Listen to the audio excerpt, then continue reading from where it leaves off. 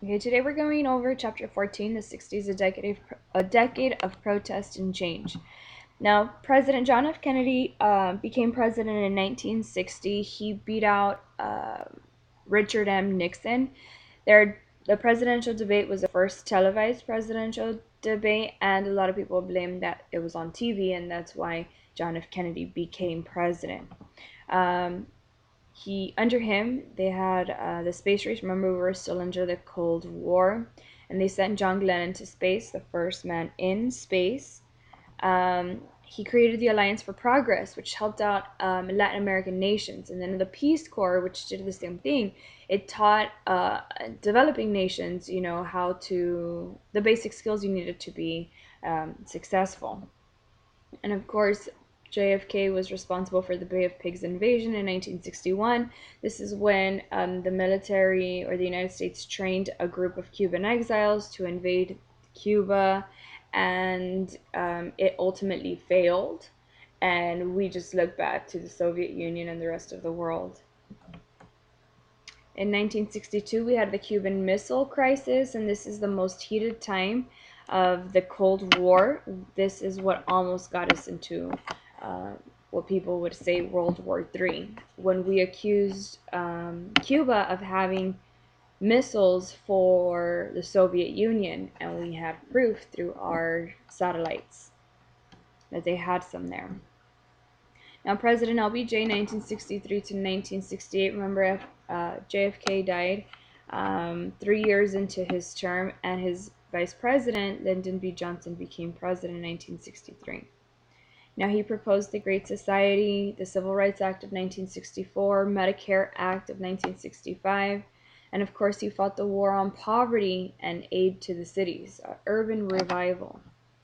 He instituted changes in immigration policy, and there was a heightened involvement in the Vietnam War when he was president. The 60s, a demand of change, new lifestyles, the impact of music, the Beatles, challenged materialism. Uh, it was known as the establishment. The government was telling you you needed to own all these things. The birth of anti-war movement. The youth objected to the Vietnam War, and it influenced U.S. policy. The 26th Amendment ultimately lowered the voting age from 21 to 18. A lot of guys that were being drafted said, well, we can't vote, yet you are sending us at 18 to go fight a war. So ultimately it was lowered. The women's liberation movement, of course, women's rights, objected to traditional roles of women. The focus was to gain economic and social equality. Betty Friedan wrote the book The Femme Mystique, as to how girls are robots and anything that we are told to do, we'll do. So it's time for us to be independent.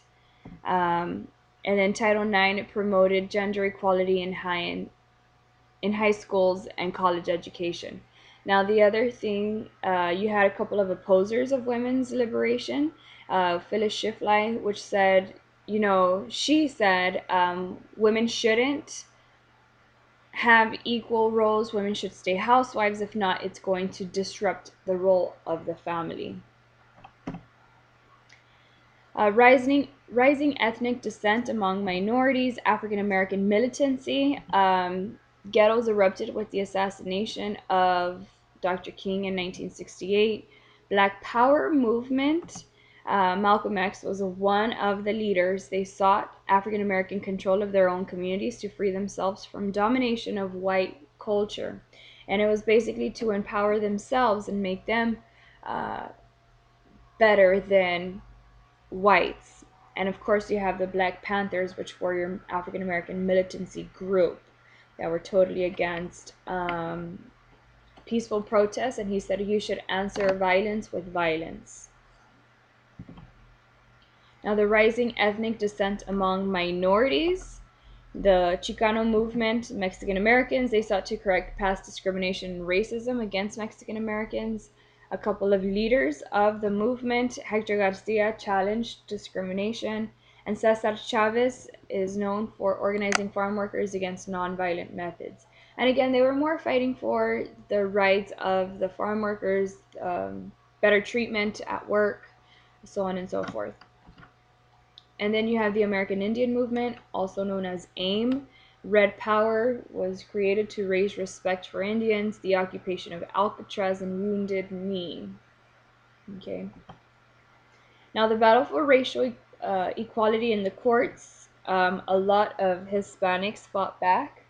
Mendes versus Westminster School District said no segregation of Mexican American children without specific state law, right? The law has to state specifically that it is geared towards Mexican Americans. Remember, in California, you were if you were a Japanese American, your rights were taken away from you. They felt the same thing should be applied to Mexican Americans. The thing is that the law specifically said only to Japanese Americans, no one else. So Mendes versus Westminster School District said the law has to state specifically. Hernandez versus Texas in 1954, Mexican Americans cannot be systematically excluded in practice from juries. This is a guy that was not allowed. Well, that ended up with an all-white jury, um, and it said that their Mexican Americans have to be included, in juries. Delgado versus Bastrop ISD in 1948, segregation of Mexican American children in schools in Texas is illegal. All right, segregation of Mexican American kids is illegal. And then Edgewood ISD versus Kirby in 1984, the state must revise its school funding system. Who gets more money? All right, who should get money, and it should be equal as to how the schools divide their money, or how the school districts divide their money, and it shouldn't just go to the white rich neighborhoods.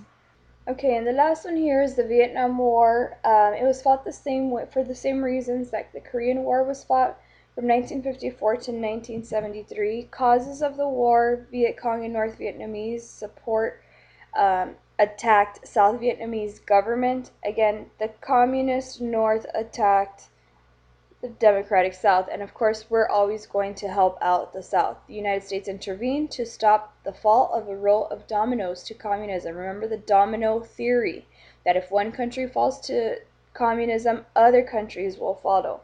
And it was our duty at the time to prevent communism from spreading. A couple of highlights during the war: you have the Gulf of Tonkin Resolution in 1964. This is President LBJ. And we have, our warship in the Gulf of Tonkin, which is in the northern part of Vietnam. And they state that we were shot at by the North Vietnamese. So we feel that, okay, well, they shot at us, we need to shoot back. And with this, LBJ asked Congress for the war powers, which gives them full rights during the war to make any military move.